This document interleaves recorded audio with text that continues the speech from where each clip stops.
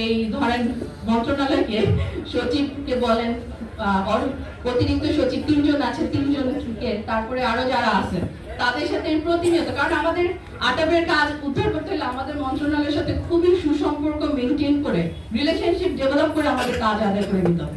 কারণ ঠেকা হইলো আমাদের, কারণ আমরা তাদের উপর হামদম করলে তো আমাদের কাজ হবে না।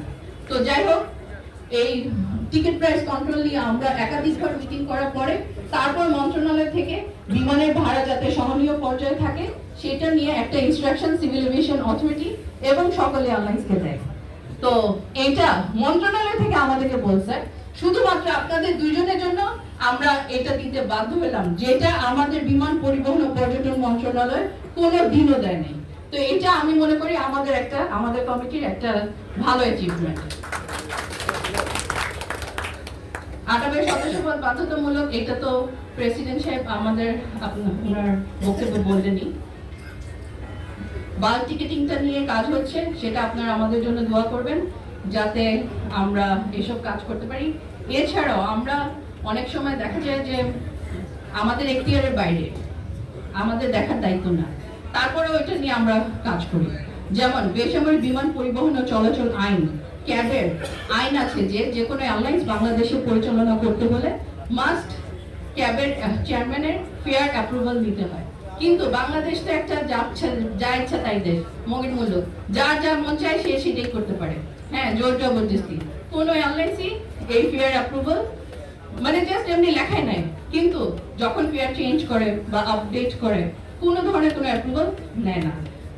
এই আপনার 7-8 মাস আগে যখন এই বিধিমালা চেঞ্জ হবে বা বিধিমালাতে ওরা আপডেট করবে, কারণ এটা সেই 1974 সালের বিধিমালা, তো এটা আপডেট করতে গিয়ে তখন ওরা ওই অপশনটাই, মানে সিন্ডিকেট যারা করে, এটা তো সিন্ডিকেট তো আর একলা করে না, এক পার্টি হয় না, 3-4 পার্টি মিলে সিন্ডিকেট হয়। হ্যাঁ, তারা কিন্তু খুব টেকনিক্যালি ওই পয়েন্টটা উঠাই দিল। আমরা যখন আমাদের কাছে যখন মতামত চাওয়া হলো, তখন আমরা ভালো মতো পড়ে, আমাদের প্রেসিডেন্ট তো উনি এক্সপিরিয়েন্সড, হ্যাঁ খুবই এক্সপিরিয়েন্সড, তো উনি কিন্তু এটা সাথে সাথে ক্যাচ করে ফেললেন। ক্যাচ করে উনি আমাকে বললেন যে এটা তো ওরা উঠাই দিছে। পরে আমি আর আমাদের সম্মানিত সভাপতি, এমন কোনো আইন নেই যে আমরা পড়ি নাই। আইকাও, আয়াটা ট্রাভেল এজেন্ট হ্যান্ডবুক, তারপরে সিভিল এভিয়েশন বিমান পরিবহন ল আইন, যেটা আমাদের আন্ডারেও না, সেটাও আমরা পড়ে এখন আমাদের পুরো মুখস্থ। এখন তারা যখনই আমাদের সাথে মিটিংয়ে বসে, আমরা তো এক একটা আইন ধরে কথা বলি। এখন তো তারাও সবাই মন্ত্রণালয়ের লোকজন এটা খুবই অ্যাপ্রিসিয়েট করে যে না, ওনারা তো পড়াশোনা জেনে এসে আইন নিয়ে বলতেছে। হ্যাঁ, তো আমরা পজিটিভলি কাজগুলো আগাতে পারছি।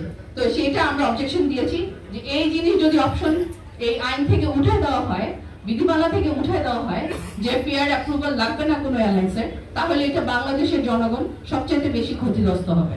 তো এই জিনিস আমরা ট্রেস আউট করে করে অনেক সময় এখতিয়ারের বাইরে গিয়েও আমরা কাজগুলো করছি আমাদের সম্মানিত সদস্যদের আপনাদের জন্য। তো সম্মানিত সাবেক এবং বর্তমান নেতৃবৃন্দ, মঞ্চ অনুষ্ঠানে আমাদের সিলেটের ভাইস প্রেসিডেন্ট সহ অন্যান্য যারা আছেন সকলকে সালাম, এবং মঞ্চের সামনে উপবিষ্ট সম্মানিত আটাব নেতৃবৃন্দ, অনেকে পরে দেরিতে আসছেন, এই জন্য আগের বার হয়তো সালাম দিতে পারি না, সবাইকে আসসালামু আলাইকুম। সম্মানিত সদস্যবৃন্দ, আমি আসলে এই মুহূর্তে আপনাদের সম্মুখে নিয়ে আসছি আমাদের 2023 সালের অডিট রিপোর্ট। আমি এটি আপনাদের সামনে উপস্থাপন করছি।